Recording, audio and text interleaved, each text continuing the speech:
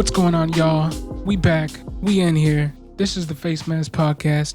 My name is John Alsace, and today I want to talk about one of my favorite players in the league. I think he's been underappreciated for years, and that's Robert Woods. And I might be biased because I've been a fan of him since he was on the Bills because, surprise, I'm a Bills fan. I've been watching this guy's career since he came into the league in 2013 at the age of 21. I always thought while he was on the Bills for the first 4 years of his career that the team never utilized him correctly to his full strengths, and they just never had a quarterback to really showcase what he could do. And I was happy when he left because I thought, okay, maybe he can go elsewhere and really do consistently what I had seen him do in spots wherever the Buffalo coaching staff and or quarterback trusted him to handle more than 5 targets. 5 targets a game. Because Robert Woods is a guy who, maybe it's because we've seen him on largely quote-unquote low-powered offenses, but he hasn't been a big deep threat guy, and we'll get into that later. But basically today, I wanted to talk about Robert Woods and how the switch from having Goff as a quarterback to having Stafford as a quarterback is going to affect him in 2020 and for years to come. So in 2018, Robert Woods ranked 10th in the league that year in wide receiver scoring. He got 1,219 yards through the air and 6 touchdowns. The following year, 2019, he got 1,134 yards and 2 touchdowns, and his rank slid down to 22, mostly just because he wasn't catching those TDs. And then in 2020, his touchdowns went back up to 6, but he only got to 936 yards through the air, but he still found a way to be ranked right outside wide receiver 1 numbers at wide receiver 13. So he just missed out on that last spot. Even despite not breaking 1,000 yards, he did it on the back of the TDs that he had. And just to get into that real quick, he's never been a prolific touchdown scorer. The 6 touchdowns that he scored in 2018 and 2020, respectively, were his highest touchdown numbers to date. He's gotten 5 touchdowns twice, and in 2019 he had 2. So, and that resulted in him having one of his worst ranks since moving to the Rams.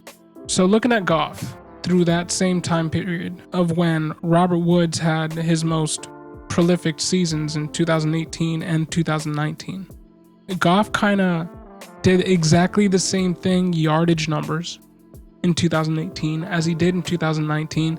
In 2018, he had 4,688 yards, and in 2019, he had 4,638 yards.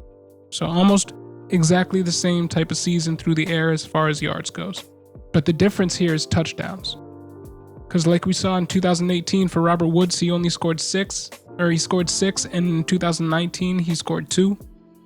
In 2018, Jared Goff threw for 32 touchdowns, his high. And in 2019, he only threw for 22.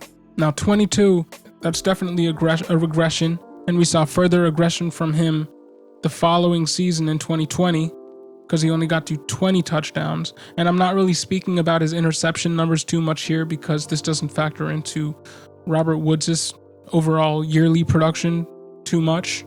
But I wanted to bring up Jared Goff's stats in Robert Woods' best seasons and compare them to Stafford's average.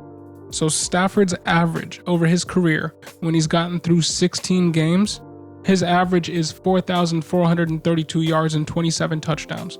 So if Stafford was average Lion Stafford, from 2013 through now, his numbers would come in right in between Jared Goff's 2 best seasons as a Ram. And that's not really even speaking to how great Stafford was at the beginning of his career when he was throwing to Calvin Johnson, because as we all know, he's been playing with less than stellar talent around him for pretty much his whole career. And we know he's going to a team that has one of the best young rushers, most promising young rushers in the game today in Cam Akers. And while their O-line needs work, I think that Cam Akers showed what he could do on the ground with some of his production and games that he had last season. I think Stafford's going to have to get used to having a running back run for more than 1,000 yards, which is something that he's seldom had. He's only had it once. So I wanted to get a little bit deeper here into the relationship between Woods and his quarterbacks, both old and new. So I'm going to go over target rate by position. Jared Goff in 2018 and 2019 passed to wide receivers 66% of the time, tight ends 20% of the time, and running backs 14%. By comparison, Stafford, in every year since 2016, he's thrown to wide receivers 61% of the time, to tight ends 18% of the time, and to running backs 21% of the time. So Stafford actually threw to his wide receivers less, despite having talent groups and position groups, tight end and running back, who were consistently less than stellar, to say the least. So what happens when he goes to a team that has pass-catching running backs and tight ends? So, I don't know if the percentage of passes that are going to wide receivers is going to go down, stay the same, or go up. It's really hard to say. But then to look at another thing here, Jared Goff is always thought of as a short to intermediate passer, and Stafford's always thought of as having this long bomb. But in 2018 and 2019, Jared Goff's two best seasons, the average yards per attempt that he had was 8.7, which was 8th in the league. Stafford, his was 8. And also by comparison, Jared Goff's other seasons, we're not cherry picking his other seasons that weren't his best seasons, he got to 7.4, which was 23rd in the league. So we can obviously see where he's kind of gotten this reputation from as far as being an intermediate short yard thrower. But in his two best seasons and in Robert Woods' two best seasons, he kind of bucked that trend. So this is all to say, we're seeing a trend here where the averages that I'm showing for Matt Stafford are comparing to the averages between Jared Goff's two best seasons that I cherry picked out of the 5 that he's been playing in the NFL. And if we look at the other 3, they don't look that great. I'm going to get a little bit deeper into this deep ball accuracy. I'm looking at the 2018 deep ball accuracy report from Pro Football Focus. Throws are measured for going longer than 21 or more yards in the air. Jared Goff actually had a 52.8% deep ball rate that year.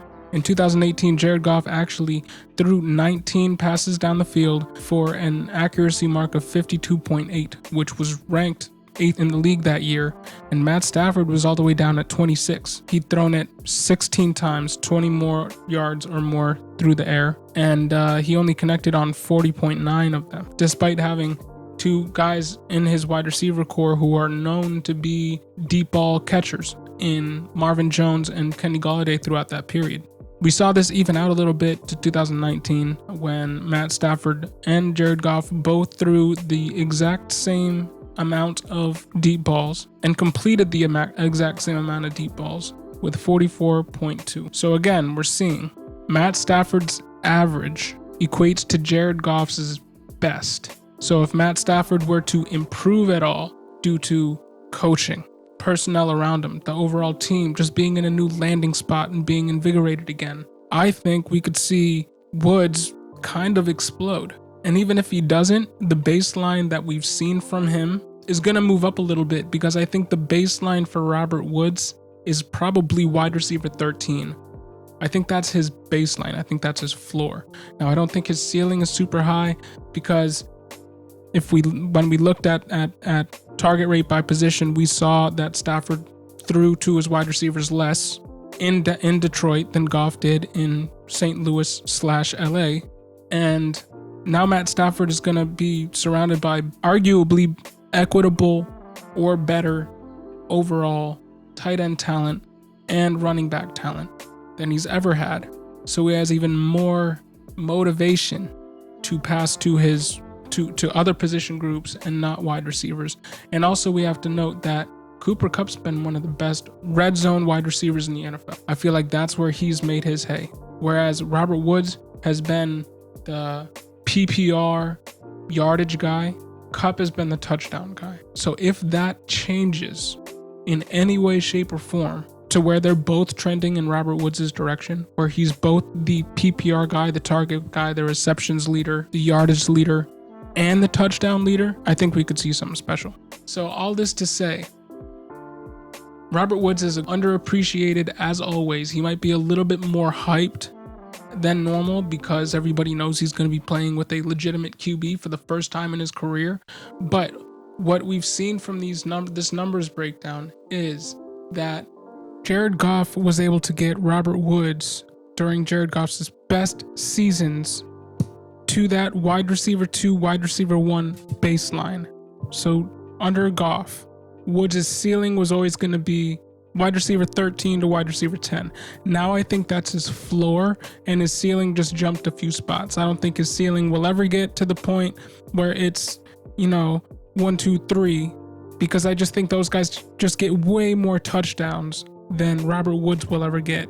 But I do think Robert Woods can finally jump into that top 8, and even top 5. This could be a guy who sees a Stephon Diggs-like jump, maybe not that high because he did get to 3.